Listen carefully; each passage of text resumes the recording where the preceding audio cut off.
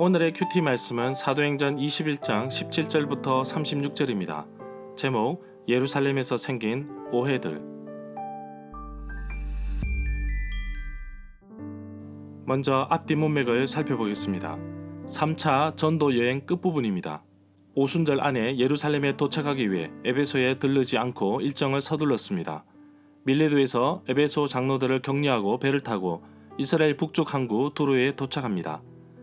두로에서도 가이사랴에서도 제자들은 바울에게 예루살렘에 가면 고난과 어려움이 올 것이라고 걱정하며 만류하였지만 바울은 복음을 전할 수만 있다면 자신의 생명을 조금도 아끼지 않겠다는 각오로 예루살렘으로 향하여 갑니다.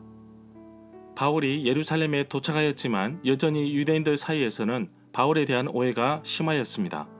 그래서 주의 형제 야고보의 제안으로 오해를 풀기 위해 율법에 따른 정결 예식을 하게 하였습니다.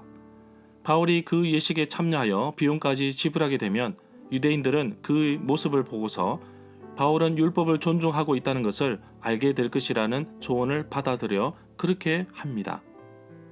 바울은 자신의 오해를 풀기 위해 최선을 다하였지만 이제는 오해가 누명으로 씌워져 바울을 죽이려고 달려듭니다.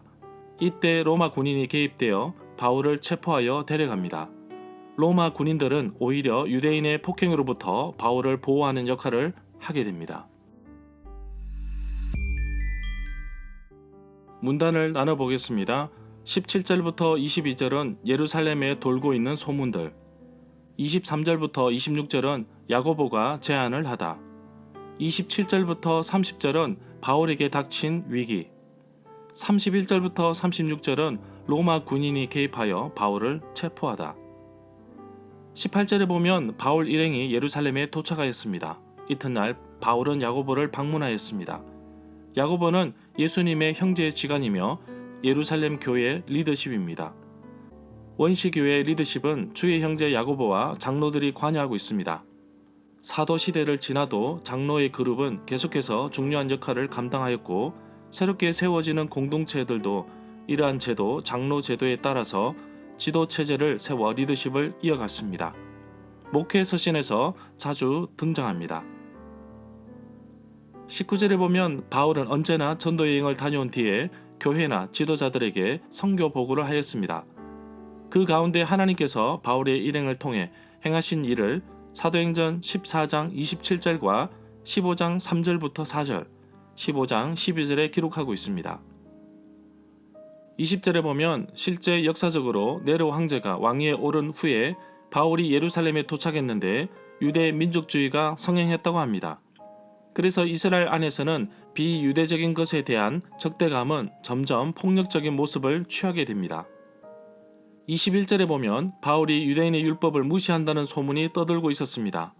소문으로 들리던 유대인들 말에는 신빙성이 없습니다. 바울은 루스드라에서 디모데에게 할례를 행하였습니다.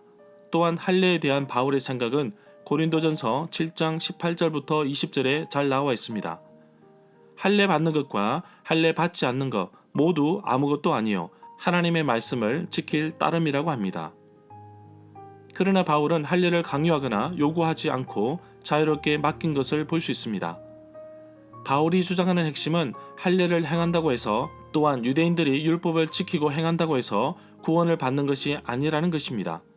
그러나 이러한 주장에 대해서 바울의 말이 와전되어 바울을 공격하는 기회를 잡은 것입니다. 24절에 보면 바울도 일찍이 서원한 것이 있어서 갱그라에서 머리를 깎았습니다.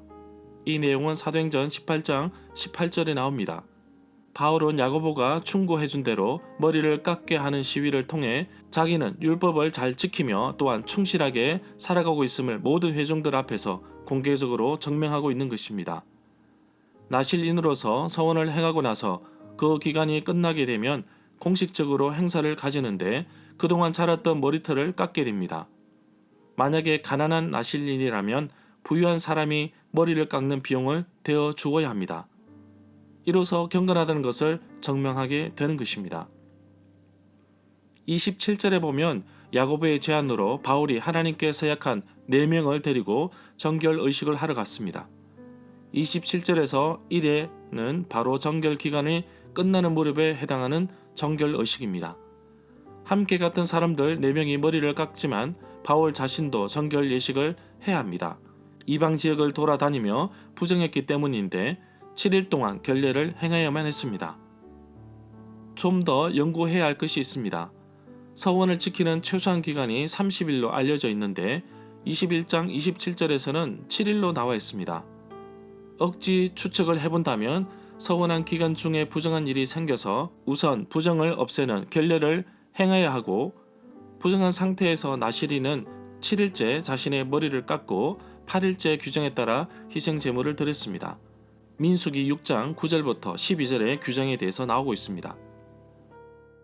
28절에 보면 결례를 행하던 바울을 알아본 유대인들은 예루살렘에 거주한 유대인이라기보다는 에베소에서 왔을 것으로 봅니다. 그런 이유는 29절에 나옵니다. 30절에 보면 바울을 붙잡아 성전 바깥으로, 정확하게 말하면 성전의 안쪽 마당으로부터 끌려 나온 것입니다. 성전의 안쪽은 거룩한 곳이기 때문에 어떠한 경우에도 더럽혀서는 안 됩니다. 만약에 유대인들이 바울을 폭행해서 피를 흘리게 되면 부정해지고 더럽혀지기 때문에 끌어낸 것입니다. 바울을 성전 밖으로 끌어내었을 때 성전의 안쪽 문이 닫힌 것입니다. 이것은 바울이 다시 성전 안쪽으로 들어가게 되면 안전지대가 되기 때문에 도주로를 차단한 것입니다. 31절에 보면 예루살렘에 로마 군인이 있었던 것은 성전 구역을 감시하고 소동, 폭동이 일어나는 것을 발견하고 차단하기 위해서입니다. 예루살렘에서 소동이 일어났는데 이 사건은 오순절 기간에 일어난 것으로 봅니다. 바울이 3차 전도 여행 때 될 수 있으면 오순절 안에 예루살렘으로 가기 위해 일정을 서두른 사건이 20장 16절에 있었습니다. 오순절 기간에 많은 사람들이 예루살렘에 모이기 때문에 로마는 군인들을 보내어 치안을 유지하였다고 합니다. 33절에 보면 천부장이 바울을 체포하여 쇠사슬 2개로 묶었는데 11절에서 아가보가 예언하였던 것이 정확하게 성취되지는 않았지만 문맥을 같이 하고 있습니다.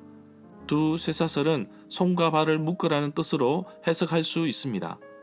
바울을 묶은 쇠사슬은 2개인데 당시에 로마 군인들은 죄수를 결박할 때 쇠사슬을 사용하였고, 결박한 쇠사슬은 또다시 로마 군인에게 결박하여 아예 도망가지 못하도록 하고 있었다고 합니다.